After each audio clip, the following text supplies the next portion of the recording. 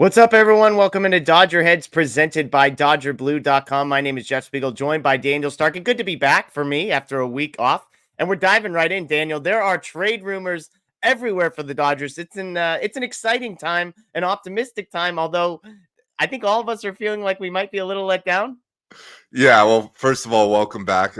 You picked a good time, obviously, sitting here the day before the trade deadline, Dodgers being linked to seemingly everyone on the market. But yeah, honestly, I am starting to feel like a little deja vu from last year. Me and you did like a 2.5 or 3 hour trade deadline stream, and we only ended up with Lance Lynn and Ryan Yarborough. So obviously hoping, for a little more this year, but so far nothing yet. So the clock is definitely ticking.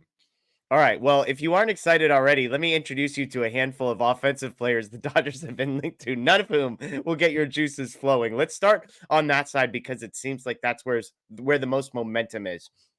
They've been connected to three guys on the offensive side: Tommy Edman, Nico Horner, and Luis Rengifo. The reason I group these three guys together is not because they come from the same rumor, but because they're all kind of the same guy in one way or another. So let's start with Edman. I joked with Matt Moreno yesterday when we were texting that I thought Tommy Edman might be a Dodger by the time this recorded, just because he feels like the guy there was the most smoke about.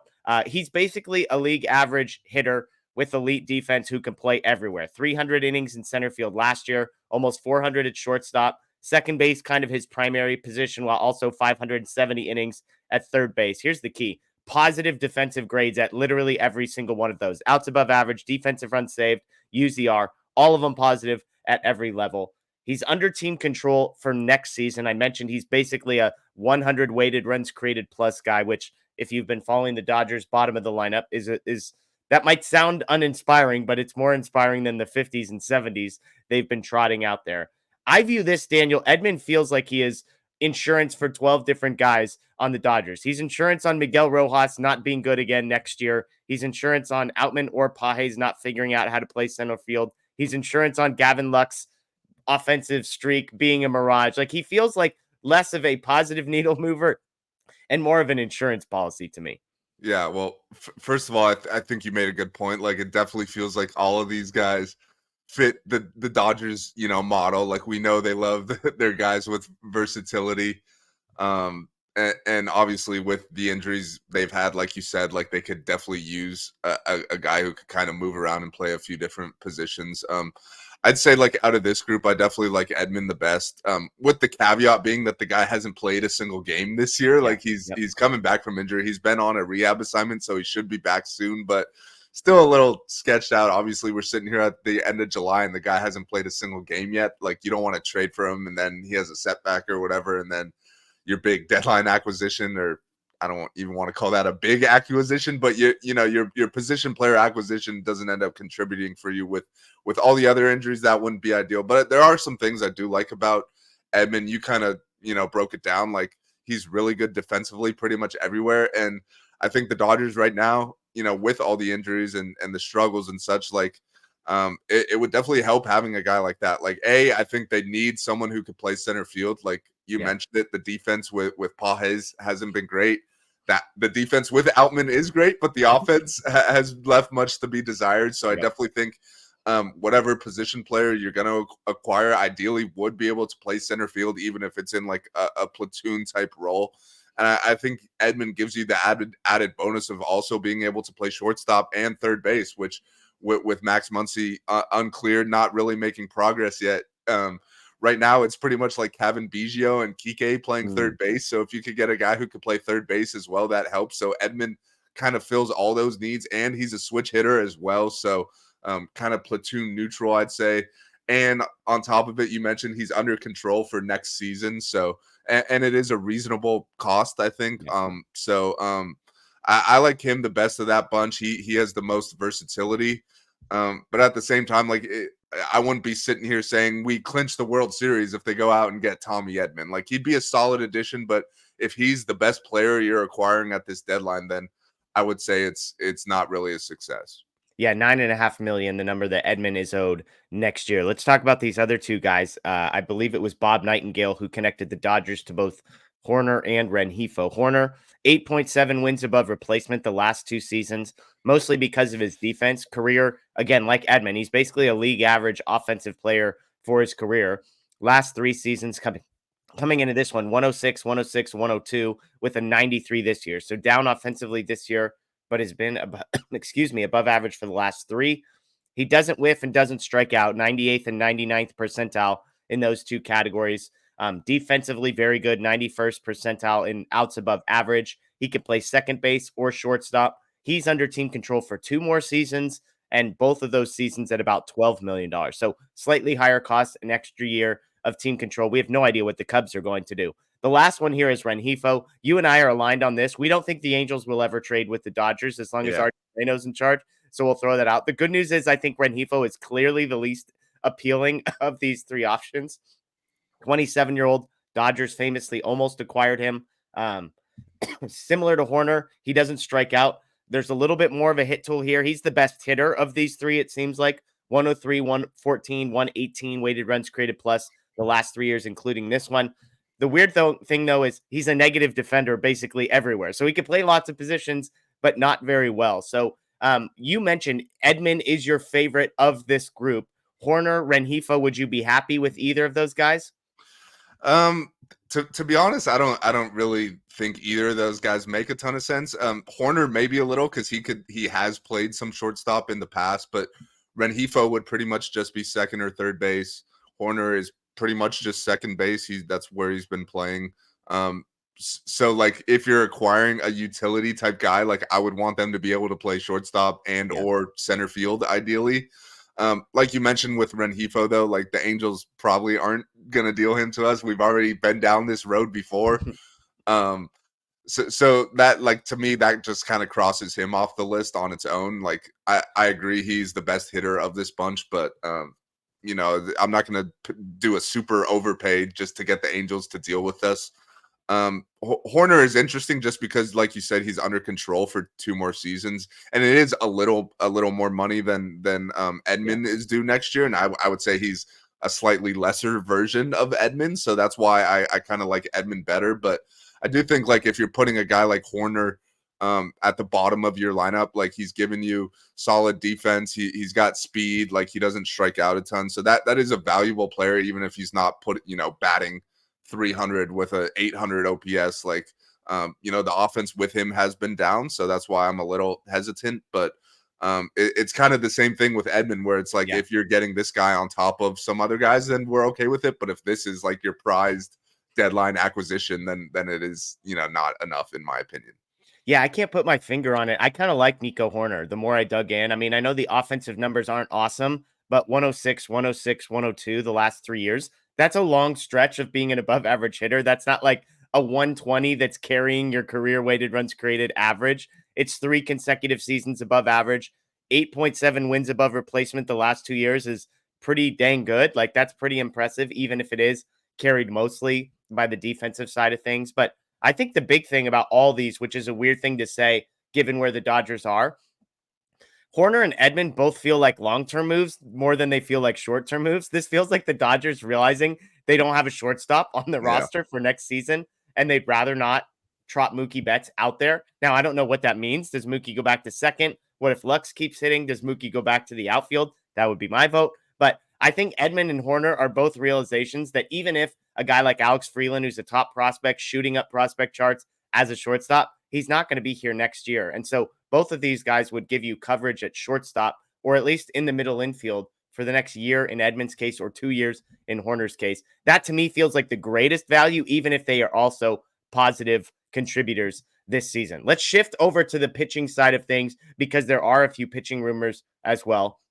The newest one via John Morosi that the Dodgers are in on Yusei Kikuchi, who is very likely to be dealt by the deadline. I'll be honest, if you just look at his traditional stats, Daniel, this looks a lot like James Paxton to me. 4.75 ERA, 1.34 whip. Underneath, though, there are some more encouraging numbers. Paxton felt like he was due for regression. Kikuchi may be positive regression. 75th percentile strikeout rate, 71st percentile whiff rate, 79th percentile walk rate. The expected ERA and FIP are both under 4. This to me feels Lance Lynn-esque in the sense that he's not a guy you hope is starting a playoff game as much as a guy who helps get you across the line. He's basically the pitching form of all of the guys we just talked about. So give me your Yusei Kikuchi thoughts. I would say Kikuchi has a little more upside than kind of some of the other guys, just because he does miss a lot of bats, and we see kind of the Dodgers like to bring in guys with good stuff like that, and they think they could kind of refine it and get them to be successful. And Kikuchi has, I think he's had like 3 bad starts in a row that's kind of ballooned his ERA. Like I think it was kind of hovering right around high 3s, right around 4 for most of the season, and then he's kind of gotten rocked his last 3 starts, so maybe the Dodgers see something that they could kind of tweak or get him back to there. But honestly, like my thought with the rotation, like the Dodgers definitely need to add a pitcher. Like I'm not denying that, but I think with what we've seen with a lot of these young rookies that they've been calling up and a lot of their veterans who are making their way back from injury, like I think we're at the point where the Dodgers kind of need to either acquire like a top end like Yeah. starter, or like maybe just a guy to eat innings that's super cheap. And Kikuchi's kind of in the middle of that, so Yeah. I don't know exactly where the fit is. Like obviously there's a lot of teams interested in him. Like every team needs starting pitching right now. So like, are you really going to get in a bidding war for Yusei Kikuchi? And if you are going to do that, I'd rather go get a Crochet or Jack Flaherty, who are having much better seasons. Yeah. So that's kind of where I stand. Like you made the Lance Lynn comparison, and I think that's a good one. Like I don't want to give up like one of our top 10 prospects for a guy who may or may not make your postseason rotation. Like Yeah. they're like, if they go get Kikuchi, there's no guarantee he's one of your 4 best starters. So to me, if you're going to get in a bidding war for a starter, I'd rather it be a guy who you could pretty much guarantee like he's going to be one of our postseason starters. Yeah, you mentioned Kikuchi's. I just went and looked at his game log. I mean, the last 3 starts have been really bad, 16 earned runs over his last 3, but really it's his last 8 starts. I mean, on June 11th, he finished with a 3.26 ERA on the season. And since then, he has given up 5, 4, 4, 2, 2, 7, 4, and 5 earned runs in his last 8 starts. So, again, if you think he's the 3.26 ERA guy that he was for the first 2/3 of this season, then maybe you have something there, but I'm with you. Not a guy I would want to give up anything for. He is a free agent after this season, and we know the Jays are desperate to move him. So it's possible the cost wouldn't be crazy, but with how many teams are interested, who knows? The other 2 guys here, we've mentioned John Heyman, Dodgers in the mix for Tanner Scott. If you watch the Dodgers bullpen over the last couple of days, you didn't need John Heyman to tell you this. We have a sense of the cost because of what the Phillies had to give up to go get Estevez. It is not cheap at all. I believe one of those pitchers they gave up is believed to be like a top 50 Major League Baseball prospect, just to give you some context, as well as a second solid prospect. The walk rate is terrible. The strikeout rate is great. The ERA 1.18 in 45 innings. Are you interested in paying up for a top end reliever like Tanner Scott, Daniel, or do you want to bet on positive regression for Evan Phillips and Daniel Hudson and Blake Trinan and Alex Vesia? Yeah, I'm honestly completely out on Tanner Scott, and it's a lot. It has to do with the reasons you just mentioned. Like, Yeah. first of all, the guy's got a 1.18 ERA, which is phenomenal, obviously. Yeah. But then he's got 27 walks and 45 and 2/3 innings. Like he's almost walking a guy an inning, and Yeah. he's striking out a lot of guys. But to me, like that's the 1.18 ERA is definitely not sustainable. And if you're paying if you're paying up for a guy with a 1.18 ERA, to me, like that's going to be very costly. He's the best reliever on the market right now, and to me, that's kind of where we've seen the Dodgers get in trouble, like in past trade deadline moves. Like they traded O'Neal Cruz for Tony Watson, Yordan Alvarez for Josh Fields, obviously, and I think since then we haven't really seen Friedman go out and acquire a big name reliever, and for the most part, it's worked out. Like you could give up lower end prospects for a guy like Chris Martin, and he could come be your best reliever for the rest of the season. Like Evan Phillips, they pick up off waivers, and he's been one of the best relievers in baseball for the last 3 years, up until the last like 2 weeks or whatever. So to me, like relievers are just too volatile. Like I'd rather them go after an under the radar type reliever who they see traits in that they like, who they think they could fix. They've had so much success with that in the past. And to me, like there's too much risk involved there to go out and give up top prospects for a guy like Scott. Like if you were to do that and then he puts up like a 5 ERA the rest of the season, like can you really justify that? And the answer to me is no. So I would be out on Scott. I'm not giving up any of our top prospects for a reliever, and that's just kind of my overall philosophy. It doesn't have a whole lot to do with him, although the Yeah. walks do kind of scare me with him. Yeah, and look, the walks are like his career average. It's not like this Yeah. is an outlier season. So I'm with you. That would terrify me to give up a pair of highly regarded prospects for a reliever with those kind of peripherals. You looked at the expected numbers. They're good, but not great. The expected ERA is closer to 3. The FIP is over 3. So that would scare me. Last one, Garrett Crochet. Speaking of pitchers that terrify me, Daniel, has shared this week that he will not pitch in the postseason unless he receives an extension beforehand. The Dodgers reportedly are unfazed by that. He also, like Kikuchi, got shelled this week, so not coming off of the best start, although you can imagine the distractions that he's feeling in his life. This terrifies me. A guy who says, I won't pitch in the postseason unless I have an extension. That sounds to me like a guy who thinks or knows his arm is cooked, or at least has no confidence in the longevity of his arm. And I don't blame him. Like, personally, business wise, good for him. As Yeah. the Dodgers having to pay up what it would cost to go get him, that would absolutely horrify me. Yeah, yeah. Obviously, like that's you don't want to acquire a guy and then like thinking he's a top end of the rotation type starter, and then he ends up not pitching or gets Yeah. hurt or whatever. Like this is a guy who has never thrown anywhere close to 200 innings. Like he was a reliever to start his career, so it is a little sketchy, but I do think at the same time he's under control for a couple more seasons. So it's Yeah. not like you'd be paying up for a rental and then getting nothing out of him. Like even worse comes to worse. Like I talked about this with Matt, like before all these reports came out, and I was like, if they acquired Crochet to be like a multi-inning Yeah. bullpen weapon for this postseason stretch, and then you have him as a starter for 2 more years, like that doesn't sound half bad, honestly. Like obviously you're giving up a lot for him, so Yeah. you're not giving up top prospects for a multi-inning reliever, but that is a legit weapon to have like during a postseason run. Um, but it doesn't sound like he's necessarily willing to do that. Yeah. So that does give me some pause. Like I'm not gonna give up 3 of our top 4 prospects for someone who's not guaranteed to pitch in the postseason. But I still think he's the best arm that's kind of out there. So Yeah. that's why I still am interested if they could kind of get that all sorted out. And hey, if it means the Dodgers have to extend the guy, like it's not my money. Like I'd be interested in that. So I'm still interested, but I think there's other names out there that make more sense, whether it be a Jack Flaherty, and Flaherty. Blake Snell's name has been out there as well. And obviously he's on the Giants and they probably wouldn't trade with us, but he's kind of been getting it rolling lately. So he might kind of help bring down the price on a guy like Crochet because other teams may be more interested in Yeah. Snell. But I don't think I don't think the Dodgers should be, deterred by, these demands or whatever you want to call them. I don't know if he's necessarily come out and said that. I think it's kind of all been through Yeah. reports and he kind of declined comment or whatever. But the fact that he declined comment kind of tells you everything you need to know, Yeah. honestly. So I would say tread lightly for sure. But, if there's no better option out there and you got to pay up for him, I wouldn't hate that. Yeah.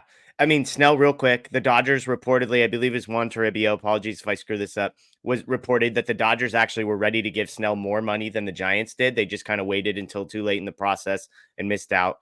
Um, I honestly think it's more likely to make a trade with the Giants than it is in the Angels. Like that's how bad I think it is with Artie Moreno. Keep in mind, the Dodgers have some relationships with the guys in San Francisco. Again, whether or not they would, who knows? But on Crochet, real quick, how much are you impacted by what you've seen by guys like River Ryan and Justin Robleski over the last couple of days? And I'm not saying how much you've seen in the sense that like you're ready to anoint those guys as postseason starters this season, but man, if Chicago called and said, "Hey, we want River Ryan and we want Robleski and we want one of your catching prospects," that would scare the crap out of me for a guy who's done it for 1 year, who already wants an extension, who's on an innings limit, who has the arm injuries. And I think that's essentially what the cost would be. Yeah, yeah, no, I'm with you. Like, I'm not trading River Ryan, and Yeah. I think just the fact that those two guys have come up and shown that they could be successful definitely changes the calculus kind of around this trade deadline. I don't know if you necessarily need that innings eater now, just because Yeah. you could just call all these guys up and they could eat innings for you, and they just, demoted Landon Knack. So like, even if there was another injury, they could just call him back up, and Yep. he's been really good for them. So I definitely think it does change the calculus here to where you're not necessarily looking for the Yusei Kikuchi middle of the rotation innings eater type. Like, you're more so looking for the high end rotation guys. So that is why I still am not completely out on Crochet, because I think he would be that type of guy. But yeah, I'm not really willing to trade from the big league rotation right now. So it's like, if you're willing to do a deal with all, prospects or guys who aren't contributing right now, then I'm interested in that. But if you're asking for River Ryan, Justin Robleski, Andy Pages, and like, Josue DePaula for Crochet, like, that's, to me, that's just giving up too many guys that can contribute right away. And River Ryan, I mean, he's damn near untouchable right now, if we're being honest. Like, the way he has looked in his first 2 starts, that stuff is nasty. And he's got the makeup too. Like, you could tell even when Dave Roberts comes to take him out of the game the other day, and he's like, nah, like, let me stay in this. Like, that's the type of guy you want. So I would say, like, unless like Tarek Skubal becomes available, like, River Ryan is not going anywhere. Yeah, I'm with you. As many people know, you can check out our YouTube page. I got a chance to go interview a bunch of guys from OKC, which has become a hilarious trip in retrospect, because River Ryan was there, Robleski was there, Outman was there, Fiducia, who just got called up, was there. It's like all these guys got called up within a few weeks, but just easy dudes to root for, I guess, is my point. Not that you should get so attached to that. You mentioned Jack Flaherty. That's the name that we haven't talked about that I like the most. Before we go, is there one other name out there that you think you'd like the Dodgers to be in on? Yeah, well, first of all, I'm with you on Flaherty. Like, he, to me, makes the most sense. Obviously, a hometown kid, rental, contract. So the price wouldn't be too high, even though he is having a really good season. One other name, though, that has kind of interested me, and it seems like there's been a lot of reports linking this guy to the Cardinals, but it's one of Garrett Crochet's teammates, Eric Fetty. He's actually having a really good season. Like, I kind of gone under the radar. Like, obviously, everyone's talking about Crochet, Luis Robert, but Fetty's actually having a really good year. And to me, what's appealing with him is the contract. He signed a 2-year deal with the White Sox, so he's under control next season as well at $7.5 million, which for a starting pitcher who's performing like a number 2 or number 3 starting pitcher, like, to have him under control for $7.5 million, to me, is just great value. So I'd be interested in him. Like, he could come in and eat innings, and in theory, like, he could be your number 3 or number 4 starter in a playoff series, and you have him, under control for one more season at a very reasonable price. Like, that's like James Paxton type money, and you're getting better production. So that's a guy. I feel like he's been linked to the Cardinals a lot, and I even saw, I forgot who reported it, but it was like they're talking about a 3-team deal where Fetty goes to the Cardinals and Tommy Edman comes to us. So we'll see if they could get in on Fetty. I'd be interested. Yeah, just looking at his numbers briefly, kind of a cool story. Was in the KBO last season, completely out of Major League Baseball after posting a 5.8 ERA back in 2022. Goes to Korea, has a good year, comes back this year, 3.1 ERA, the expected ERA, the FIP, 3.77 range, 2.5 wins above replacement. So to me, just on the surface, he feels like a better version of Yusei Kikuchi with an extra year of team control as well. I mean, you don't like the strikeout numbers, just 8 Ks per 9. That kind of thing, but getting the job done. I'm with you. That to me, like Jack Flaherty, it would be the best because he's the best combination of cost and production and team control and all of that sort of a thing. But if I would take a guy like Fetty over Crochet for the cost. Fetty is not better than Crochet, Right. but I for the cost and what they would be bringing, I would rather go down that road than pay up for a guy like Crochet. So, hey, everybody, it's been a long show. We weren't expecting to do 25 minutes, but the good news, Dodgers linked to everyone. A lot of these guys feels like guys that would make sense. But here's my prediction, Daniel. There's a guy that we haven't talked about today who the Dodgers are going to trade for. Like, it just feels like the type of deal where it's like, holy crap, Bo Bichette is getting traded to the Dodgers. Like, it feels like one of those. Friedman's got something cooking. So we'll see. They can't snap their fingers and just get whoever they want. But we know the Dodgers are active. We know they have the resources necessary to go get somebody if the deal is right. So stay tuned here on the Dodger Blue channel. Tons of live content. If there's a trade, we will go live right after it. We will have post-game shows Monday night, Tuesday night. We got a live trade deadline show that's going to start at 2 p.m. on trade deadline day. So tons of content. Make sure you subscribe, ring the notification bell here as well. That is Daniel Starkand. I am Jeff Spiegel. Folks, enjoy the rest of your day. As always, go Dodgers.